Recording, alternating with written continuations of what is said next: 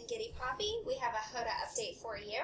Yeah, this is a really big update. I actually printed off the patch notes because it's huge and I can't remember everything, and I highlighted it. We don't have time to go through the whole thing, obviously, but we're going to kind of hit some of the highlights. So we'll start with a couple bug fixes. The event enhanced filter that you guys know in the hero inventory.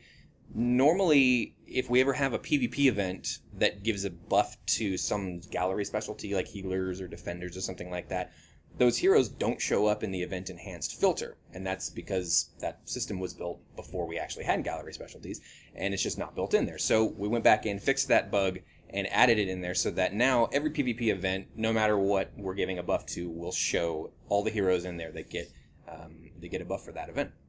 And another one we're fixing, which is actually a bug from the last update we did, is the chat notifications, which are always showing 3+ right now. Every time you reload the game, even if you don't have any chat notifications, it's saying 3+. So we fixed that bug.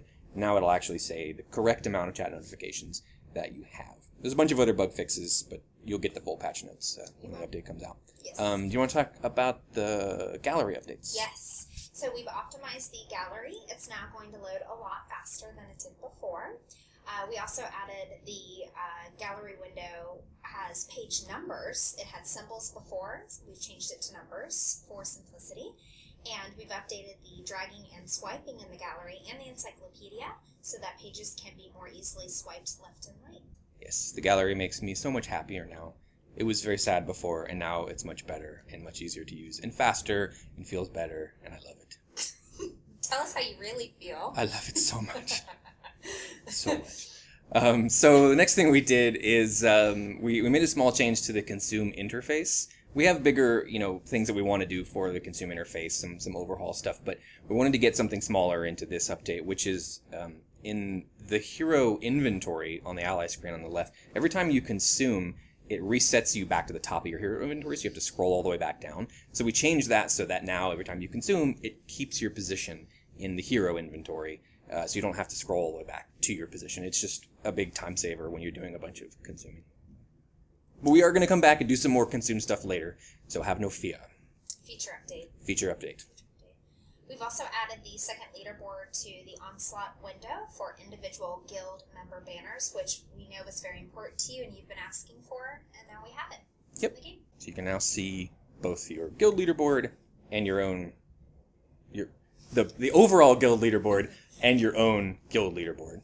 It's hard to specify what that means. They'll know. They'll know what you mean. They'll know. They'll know. They'll know. They didn't start playing yesterday, Gabe. Some of them did. I've seen the logs. Yeah, there were some people that started playing yesterday. Yeah.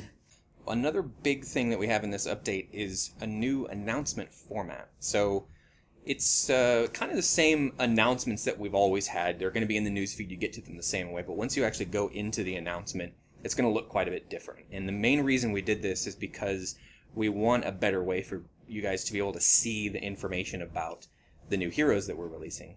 And so what we've actually done is taken the hero card and just put it in the announcement. So you don't have to go to the gallery to sort of see all the stats and stuff now. We're just literally going to have the hero card in the announcement so you can see everything about new heroes. And then there's some other kind of formats with like images side by side with text and stuff just to pretty up the announcements and make it a lot easier to see the information that you want to see.